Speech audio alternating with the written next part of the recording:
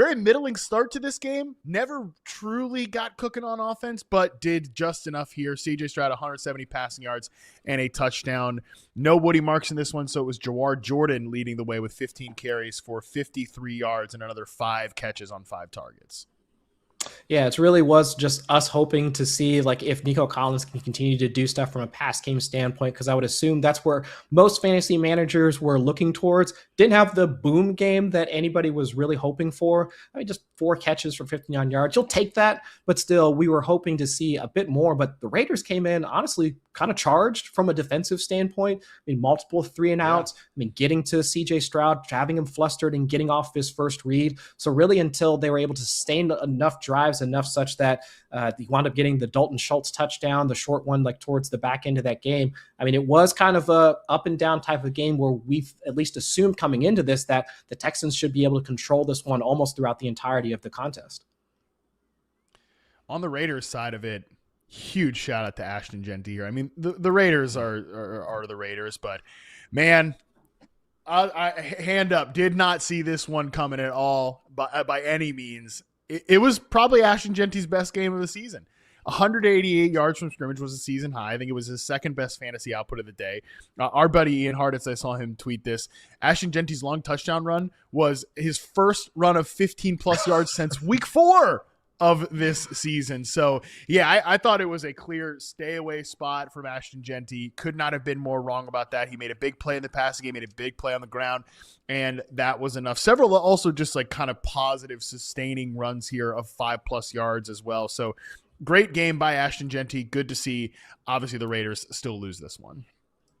Yeah, especially when, I mean, earlier parts of the game, it's a pick 6 from Derek Stingley. I was kind of watching that from the side and just like, oh, well, this game's over. It's a wrap. There's just no way that the Raiders are going to continue to at least play well enough to keep things in this, keep up in this game. And of course, they're extending drives, having these explosive plays. Your boy Jack Besh also mixing in for a couple of first downs like here and there. So it's just, there was enough there that it was like, okay, they're trying to make this a game. But of course, it's Ashton Jeanty and of course, Brock Bowers as well. The two guys that, I don't know, there are a couple other guys that work for this network that were on a show earlier today saying don't start either of those. Yeah. Good process. We'll burn the tape on that, okay? It's your best players play when the light shines the brightest. And of course, Ashton Jeanty and Brock Bowers do that for their fantasy managers when they need it the most. I know. I love it. I said, if you're playing Ashton Jeanty, you're really hoping that he's going to get some just cheap receptions in this one. He caught one pass. Yeah. It just happened to be for 60 yards and a touchdown. So there you go. Yeah. I continue to say there's a lot of players on this Raiders offense that I'm interested in seeing in a different system. You know, on a different offensive line, different quarterback. A lot needs to change for the Raiders, but they've got some guys to build around on this offensive side. I wouldn't be writing takes in pen about any of these young guys. We just need to get them away from this coaching staff. Final game here to talk about in this section, Falcons 26, Cardinals 19. A game that only fantasy football players would care about. Let's talk about the Falcons side of things first. Drake London ran a route on 80.6% of the dropbacks, so no limitations for him. He was targeted on 27.6% of those routes, but just didn't look like himself to me. So that made Kyle Pitts the guy to catch 7 passes for 57 yards.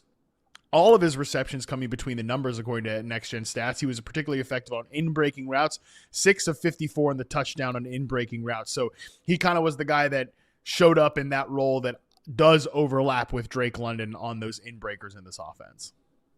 Yeah, and I mean, of course, most folks were looking to Bijan Robinson in order to create the most production for the Falcons from an offensive standpoint. And of course, there was I think it was their second or third drive. It's a 41-yard pass to Bijan Robinson, an 11-yard run from Bijan Robinson, and then a 13-yard touchdown pass to Bijan Robinson. That was it. So that was all that they needed in order to score. So I think that offensive formula, that works clearly, and they should just continue to do that moving forward. But outside of that, continuing to see Kyle Pitts perform well in this offense, that kind of to your point, after Drake London, even like throughout that game, seeing how it still seemed like the knee injury or the PCL injury was continuing to bother Drake London.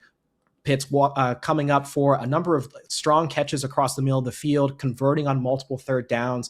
I think that's where at least seeing that development from Pitts and not just the just him getting a bunch of volume without having Drake London there. But even with London back and also with the rest of the offense still kind of trying to find its way without having Michael Penix under center, Pitts kind of showing up and being essentially the focal point of that passing game. It has been a positive thing, or at least a positive development for Pitts, where I know a lot of folks and even potentially fans of the team have been kind of out on him, just not really seeing him get back to where he was at from his rookie campaign. Good game from Kyle Pitts, elite game from Bijan Robinson, just one of the best players in the NFL, period. I just want to see him on a good offense in a good ecosystem. And Drake London will be healthier next week. They play the Rams next week in Atlanta. So that's going to be a tough one. A Rams team coming off a loss on Thursday night. That's going to be a tough one from them. On the Cardinals side of things here, if you have Trey McBride on your fantasy team, this is the first time I feel bad for you all season. I mean, what a horror show of a game here from Trey McBride. And it wasn't like, oh, the wide receivers are popping off. Nope. Actually, Michael Wilson had one big kind of, I mean, I'm not going to call it a fluky play. It was a great catch by him, but he had to make like a wild catch on the ground. He only ran around on 61% of the dropbacks. Marvin Harrison, 45%. Like, those guys were rotating. Meanwhile, Trey McBride runs the most routes on the team. He comes away with 4.7 fantasy points, and instead it's Elijah Higgins, the number 2 tight end, runs 21 routes, plays 29 snaps, and he's just getting a bunch of usage here. A bunch of like just short targets underneath. I was like, right position, wrong guy. I mean, I actually don't have any Trey McBride teams, but man, I mean, it is just, if you have Trey McBride on your fantasy team, this is like a nightmare that you're going to have to relive for a long time.